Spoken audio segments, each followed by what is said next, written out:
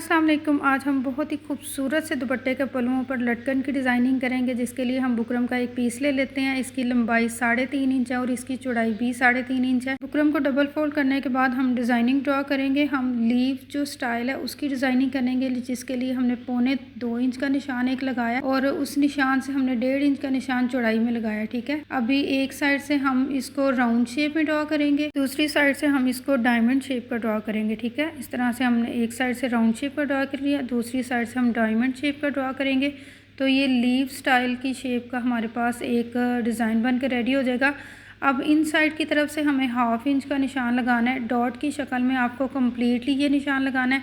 इसके बाद इसको भी हम डॉट कर लेंगे, सारे डॉट्स को मिलाकर इनकी भी लाइन बना के लीव स्टाइल में इसको ड्रॉ करेंगे। ठीक है, इस तरह से आपने भी इसको ड्रॉ कर लेना है। इसके बाद हम इसकी कटिंग कर लेंगे, सेम जैसे हमने मार्किंग किया बिल्कुल वैसे ही हम इसकी कटिंग कर लेंगे। कटिंग करने के बाद एक जो डिज़ाइनिंग पीस है वो हमारे पास रेडी होके आ जाएगा।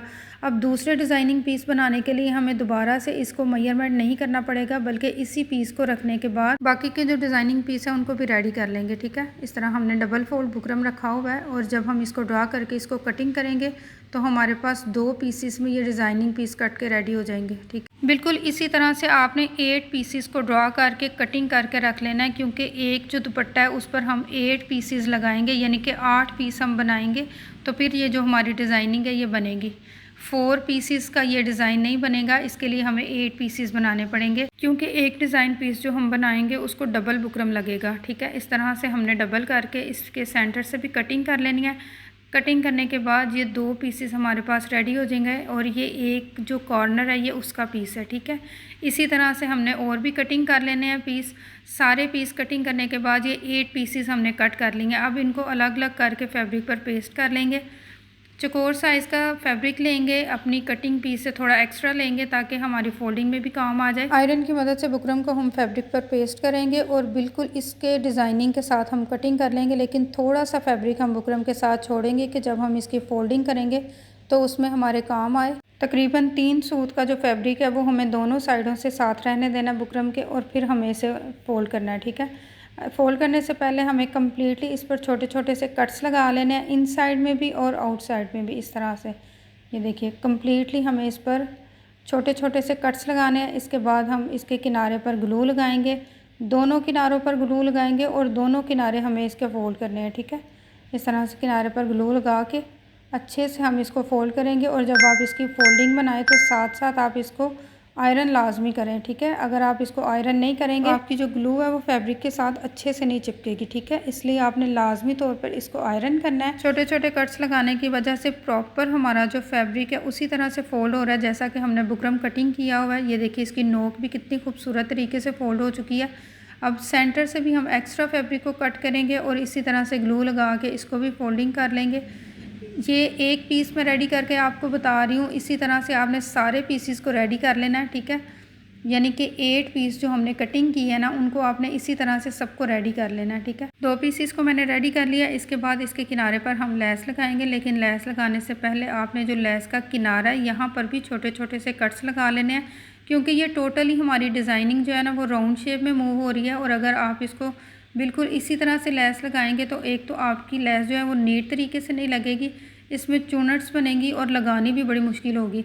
अगर आप इसमें छोटे छोटे से कट्स लगा लेते हैं तो ये इजीली फोल्ड हो जाएगी और प्रॉपर उसी शेप में मूव होगी जिस शेप में हमारी डिज़ाइनिंग पीस है। अगेन हम जब इसको ग्लू के साथ लेस को चिपकाएंगे तो आयरन लाजमी करेंगे। आयरन करने की वजह से ही ये अपनी जगह पर स्टिल रहेगी, वरना ये बार बार खुलेगी और आपके लिए सिलाई लगाना इस पर बहुत मुश्किल हो जाएगा। ठीक है, अभी जितनी लेस हमें चाहिए उतनी लेस हम लगाने के बाद एक्स्ट्रा लेस को कट कर देंगे और कटिंग करने के बाद जो एक और पीस हमने डिज़ाइनिंग पीस रेडी करके रखा हुआ है वो भी ग्लू के साथ इस पर चिपका लेंगे। ठीक है, दोबारा से हम इस पर ग्लू लगाएंगे और जो एक पीस हमने पहले से रेडी करके रखा हुआ है वो इसके ऊपर इस तरह से लगा कर फिर इसको आयरन करेंगे और ये एक कॉर्नर हमारा रेडी हो गया है। बिल्कुल इसी तरह से आपने बाकी के भी 3 कॉर्नर्स रेडी कर लेने हैं, जिसके लिए मैंने कटिंग करके इनको एक्स्ट्रा फैब्रिक पर पेस्ट कर लिया है, कटिंग किया है, ग्लू से फिक्स किया है, इसके किनारों पर लेस लगाई है और ये हमारे पास जो सारे कॉर्नर्स हैं वो रेडी हो चुके हैं। ठीक है, किसी भी काम को करना इतना आसान है। ये सारे पीसेस रेडी करने में बहुत ज़्यादा ग्लू यूज़ हुई है जो कि मेरे हाथों पर चिपकी हुई है, लेकिन थोड़ी सी मेहनत करने के बाद हम एक बहुत ही खूबसूरत डिज़ाइन रेडी कर लेंगे। ग्लू के साथ हमने कम्प्लीटली इसको फिक्स कर लिया। अब हम इस पर सिलाई लगाएंगे। सिलाई आपने दोनों साइडों पर लगानी है, ठीक है। जहाँ पर हमने लेस फिक्स की है वहाँ पर भी किनारे पर आपने इसको सिलाई लगानी है, और जो किनारा हमारा इन साइड की तरफ है उस पर भी आपने इसको सिलाई लगा लेनी है, ठीक है। सेम थ्रेड के साथ आपने इसको सिलाई लगानी है, और ये सिलाई आपने बहुत ही आराम से और बिल्कुल राउंड शेप में अपनी सिलाई मशीन को मूव करते करते ये लगानी है। इस सिलाई को लगाते हुए आपने बहुत ही जल्दी नहीं करनी। अगर आप जल्दी करेंगे तो आपकी सिलाई राउंड शेप में मूव नहीं होगी, किनारे से बार बार उतरेगी, जो कि बहुत ही रफली और गंदी लगेगी, ठीक है। 1 बाय 1 सारे पीसीस पर इसी तरह से सिलाइयाँ लगाकर हम इसको फिक्स। अभी दुपट्टे के कॉर्नर पर इनको फिक्स करने से पहले हम दुपट्टे पर लेस और पल्टा लगाएंगे। जिन लोगों को लेस और पल्टा इजीली लगाना आता है वो यहाँ से वीडियो को स्किप भी कर सकते हैं। अदरवाइज़ जिनको लेस और पल्टा एक साथ लगाना नहीं आता या इसके कॉर्नर्स अच्छे से बनाना नहीं आता, वो इस पार्ट को बिल्कुल भी मिस ना करें। सबसे पहले तो आपने जो दुपट्टा है इसकी फ्रंट साइड रखनी है और लेस को उल्टी साइड पे रखना है, और ये जो पल्टा है इसको भी हमने सीधी साइड पे रखना है। लेस को उल्टी साइड पे रखेंगे और जो पल्टे का किनारा है वो भी इसी लेस के साथ हम इस तरह से दबाकर फिर सिलाई लगाएंगे। तो एक ही सिलाई से हमारी लेस भी फिक्स हो जाएगी और हमारा पल्टा भी लग जाएगा, ठीक है। इस तरह से आपने इसको सिलाई लगा लेनी है। ईज़िली एक तरफ की सिलाई लगाने के बाद आप अच्छे से इसके किनारे को आयरन करेंगे और फिर इसकी दूसरी सिलाई लगा लेंगे।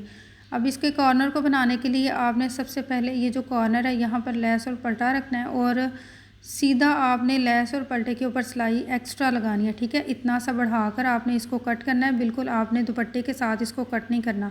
इसके बाद इस तरह से फोल्ड करने के बाद ऐसे आप इसका कॉर्नर बनाएंगे और फिर एक सिलाई लगाएंगे कॉर्नर पर, ठीक है। अब ये देखिए लेस और पल्टा हमारा बिल्कुल फिक्स है, दोनों को एक साथ रखेंगे और इसके कॉर्नर पर भी सिलाई लगा लेंगे, ठीक है।